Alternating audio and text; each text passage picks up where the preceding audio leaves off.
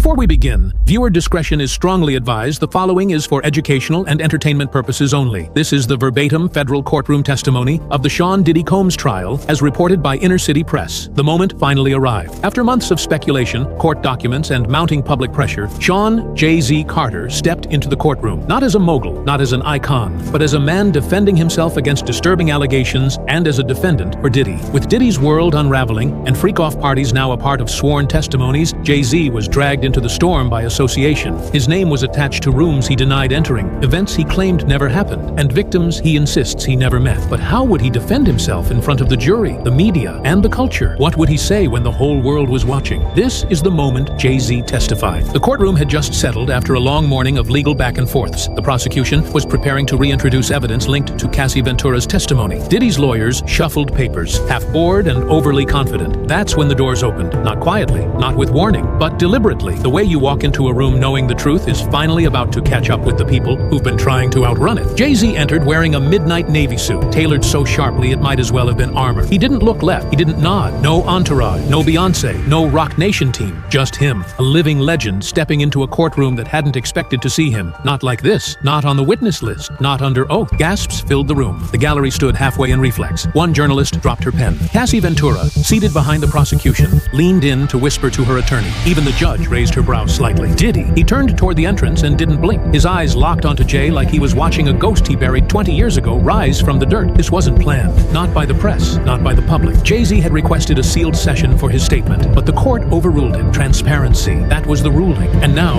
Jay was about to give the performance of his life. Not with lyrics, but with memory. He took the stand. He swore his oath. And the courtroom, filled with federal prosecutors, entertainment journalists, and attorneys who once negotiated million-dollar deals at brunch tables, leaned forward like they were listening to the first verse of a track they weren't supposed to hear. His voice, calm, controlled, but tight, like a rope pulled in both directions. "I want to make it clear," he began. "I came here because silence ain't an option no more." And with that sentence, everything changed. Because when Sean Carter speaks, not the mogul, not the rapper, not the billionaire businessman, but the man behind it all, it's not just a testimony, it's a reckoning. JayZ didn't waste time. He didn't come with denial as his opening weapon. He came with context, and that was even more dangerous. "Yes, I was invited to Diddy's events. Yes, I attended. But let me be clear, what I saw and what I was told were two very different realities." He said those words carefully, deliberately. His lawyers sat stiff. The defense looked confused. Was this helping them? Was he flipping? The answer would come slowly, piece by piece, as JayZ told the court something nobody expected. "I saw the setups, the NDAS, the confiscated phones, the back rooms with curtains. I never went in those rooms. I never signed those papers, but I knew." He paused. "I knew something wasn't right." That sentence broke the courtroom wide open, because it wasn't just an admittance of being present. It was an admittance of witnessing the mechanics of the machine Diddy allegedly built. A machine that Cassie, Dawn Richard, and others had described in excruciating detail. JayZ turned toward the jury. "You see, in this industry, there are parties. And then there are parties. And the ones I was at, the ones I started walking away from, those weren't parties anymore. They were systems, designed experiences, the kind that aren't about fun. They're about power, control." The prosecution asked, "Did you ever witness anything criminal?" JayZ hesitated. "Number, not directly, but I saw enough to know I shouldn't be there." He described one event in 2015, a party in Miami, supposedly for Christian Combs' birthday, where he says things got strange. "They had masks," he said, "like real masks. One man walked past me in leather with nothing but high heels on. People laughed. I didn't, because I knew that man looked scared." JayZ said he left early that night. He said he called a driver and didn't wait for the scheduled car service because I didn't want my name attached to whatever that was. Then the prosecution dropped the photo. A leaked image, blurry but authenticated, of JayZ, Diddy, LeBron James, and Beyonce in a room with a man in a latex mask kneeling on a velvet pillow. JayZ looked at it in silence. "I saw that moment," he said. "I was told it was performance art. I didn't laugh. I didn't stay." He looked at Diddy. "You knew people trusted you. You used that." For the first time, Diddy's jaw dropped. Then came the part that turned JayZ's testimony from damage control to destruction. He told the court about a private conversation he had with Diddy in late 2018, just after whispers of investigation started circulating in the industry. According to Jay, Diddy called him to get ahead of something. "He told me, 'They're coming for me. You gotta be careful who you stand next to.'" Jay said he asked Diddy point blank, "Did you do anything I can't come back from?" And Diddy allegedly responded, "It's just parties, Jay. Just experience it. Nobody gets hurt unless they wanna." Jay's voice cracked slightly. "That was the last real conversation we had." He looked at the courtroom. "I stopped answering his calls after that." Jay said he began distancing himself, skipping revolt events, pulling out of collaborations, even instructing Rock Nation reps to keep our brand away from whatever Puffs got going. Then the prosecution revealed something else. An email exchange between JayZ's legal counsel and an anonymous party from early 2020, in which Jay's team is warned that NDAs from past events might be weaponized against those who were present, even if they weren't involved. Jay nodded. I knew what that meant. They were going to use silence as a shield. I wasn't about to get caught behind it. He finished the third part of his testimony with a sentence that made headlines before the court even recessed. He used to be my brother, but now I see who he really was and who I almost became by standing too close. The room was silent, and the fallout just beginning. As JayZ sat forward in the witness chair, his hands folded. His voice came out strong, but undeniably emotional. The courtroom had already been rattled by the allegations and rumors circling the trial, but now the weight shifted. JayZ wasn't just here as a celebrity being dragged into another scandal. He was a husband, a father, and a man defending everything he had built. I need to speak about my family, he began, looking directly at the jury. Because when my name gets dragged, so does theirs. The room was silent. Jurors leaned in. Reporters stopped typing. Even Diddy, who had been scribbling notes on his legal pad for most of the morning, looked up. JayZ described the toll the accusations had taken on Beyoncé and their children. Blue Ivy's old enough to read headlines now, he said. She came to me asking what a freak-off was. That's not something a father should have to explain. He described how, after the initial lawsuit named him, reporters swarmed outside their home. Paparazzi camped outside Blue's school. Headlines blurred fact and fiction, turning his life into a tabloid war zone. He continued, my wife has stood by me through everything. But this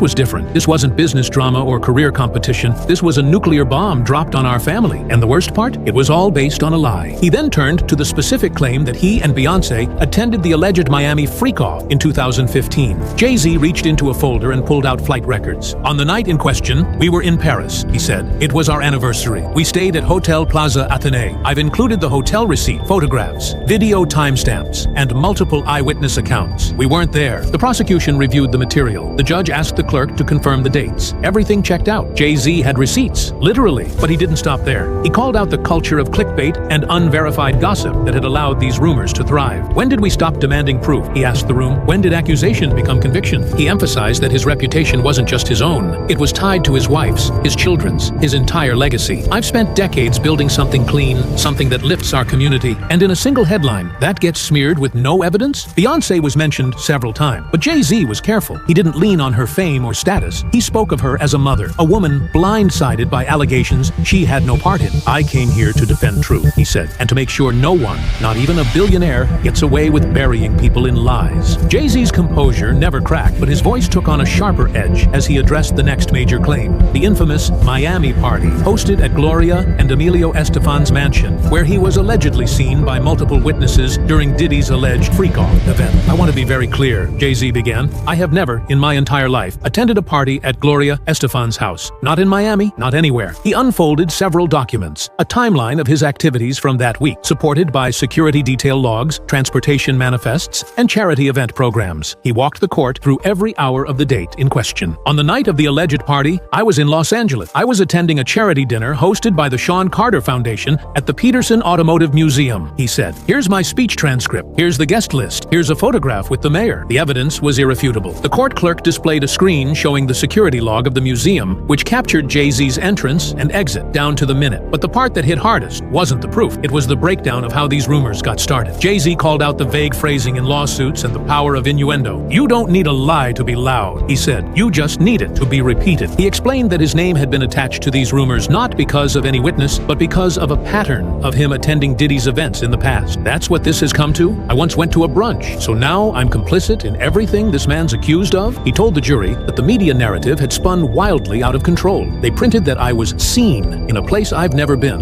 and that one sentence turned into dozens of articles, thousands of tweets, and irreparable damage. JayZ's team submitted a report showing how many news outlets had repeated the same false claim. Not one reached out for comment. Not one tried to verify. As the judge acknowledged the validity of the records, JayZ looked toward the prosecution and said plainly, if you're going to drag a man into a trial this big, you better have more than gossip and guesses. The final stretch of JayZ's testimony took a darker, surreal turn as he addressed the ocean of conspiracy theories that had swirled since Diddy's downfall began. He shook his head, glanced at the jury, and said, I've been called a lot of things in this industry, but Illuminati puppet, master manipulator, murderer by association, that's a new one. He acknowledged the internet frenzy, how TikTok accounts had posted deep dives connecting him to everyone, from Harvey Weinstein to R. Kelly to Jeffrey Epstein. They say where there's smoke, there's fire, he said. But sometimes the smoke is just fog machines and YouTube edits. JayZ brought up specific accusations that he was involved in Aaliyah's death, that he helped orchestrate the deaths of Michael Jackson and Tupac, that he paid off people to stay silent about Diddy's freak-offs. Not one of these has been backed by a single shred of evidence, he said, but they get repeated because it sells. He then took out a printed Reddit thread, one with thousands of upvotes speculating about his supposed inner circle with Beyonce and Diddy. He held it up. This is what passes for journalism now? JayZ explained how the theories had begun affecting real people. I've had family members get followed, business partners backing out, even death threats, because someone on the internet connected dots that don't exist. But then he did something unexpected. He admitted that silence may have made it worse. I didn't speak up sooner because I thought the truth would be obvious, but maybe I underestimated how fast lies travel when they come with good production value and ominous music. He ended his statement by saying, "I'm not asking you to like me. I'm asking you to listen, to think, to demand proof, because if we don't draw the line here today, then none of us are safe from what comes next." JayZ sat back, his testimony complete. In a courtroom where whispers had become headlines, his voice had just redrawn the battle lines. As JayZ finished his direct testimony and the room settled into a tense hush, the lead prosecutor stood. His name had been whispered for days. An aggressive federal litigator known for shaking even the most polished celebrities. He adjusted his glasses and looked straight at JayZ, who remained poised but visibly alert. "Mr. Carter," the prosecutor began, "you say you were never at Gloria Estefan's house. You've provided logs, photos, timestamps. That's all compelling." JayZ nodded slowly. "Because it's the truth." "But," the prosecutor continued, pacing slightly, "you have, by your own admission, attended Diddy-hosted events in the past. High-profile one, brunches, fundraiser, award party." "Yes," JayZ said carefully. "Public events, industry events. Nothing like what's being described here." The prosecutor paused, then leaned in. "Did you ever witness anything inappropriate at any of those events?" JayZ hesitated. "Not for long, but enough for everyone to know." "No," he said finally. "I saw celebrities networking, music playing, the usual." "And you never saw Cassie Ventura at one of these events? Or any behavior that made you uncomfortable?" JayZ's jaw tightened. "Cassie was often present. She was Diddy's partner, but I never saw her in distress, and I certainly never saw the things she's described in her testimony." The prosecutor shifted gears. "So, when you hear now what she's claimed, about coercion, about abuse, about the so-called freak-offs, you're saying you're completely blindsided?" "I'm saying I didn't see it," JayZ replied firmly, "and if I had, I wouldn't have stayed quiet." The prosecutor nodded. "That's what Russell Simmons said too." The room gasped. JayZ blinked, his poker face breaking for a half-second. "Objection!" JayZ's attorney barked. The judge sustained it, but the implication lingered in the air. The prosecutor continued, pushing the idea that JayZ's proximity to Diddy gave him access to more than just music industry clout. He floated the possibility that JayZ knew more than he was admitting, but without direct evidence. It was all strategy. The jury watched, some skeptical, others sympathetic. JayZ's final response before stepping down cut through the tension. "I'm not here to protect Diddy. I'm here to protect my name. And if I was part of that world, if I even suspected it, I wouldn't be testifying. I'd be on trial." As JayZ stepped down from the witness stand, he adjusted his suit jacket, briefly glancing toward the gallery where Beyonce was not seated, but her absence felt present in every stare. He exited through the side door, escorted by security, but the courtroom remained buzzing. Murmurs, head shakes, and gasps, some in disbelief, others in vindication. Reporters in the gallery exchanged frantic texts and notes. Social media was already erupting. Headlines flashed, "JayZ breaks silence under oath. JayZ versus prosecution. JayZ defends Beyonce and family from Diddy ties." There was no waiting for a verdict. The internet had already rendered one, but inside the room, something more complicated was unfolding. The jury remained unreadable. Juror 4, a middle-aged black woman in a beige pantsuit, scribbled steadily in her notepad. Juror 9, a young man with a military haircut, stared at the empty witness chair long after JayZ had left it. And the alternate juror, he bit his pen cap in silence, eyebrows furrowed. One spectator, a former bad boy intern, was caught by the sketch artist wiping tears from her eyes. She told a reporter during recess, "He talked like he didn't know, but we saw him at those events. Maybe he didn't see what we saw, or maybe he just looked away." Cassie Ventura remained stone-faced, seated at her attorney's table. She didn't react during JayZ's testimony, but when his voice cracked mentioning Blue Ivy, she briefly looked up, not with empathy, more like a question. Was he protecting his family or protecting himself? Even Diddy, stoic throughout much of the trial, showed signs of twitching. He tapped his pen faster. His eyes scanned the room. JayZ's denials had hit him too, not as a betrayal, but as a signal. The ship was sinking, and everyone was trying to find a lifeboat. The judge called a short recess, and as the room emptied into the hallway, voices clashed. Some were Team JayZ. He showed receipts. He came clean. What more do you want? Others weren't buying it. He's just saving face. He's been part of the system forever. And in the middle stood the truth. Nobody really knew,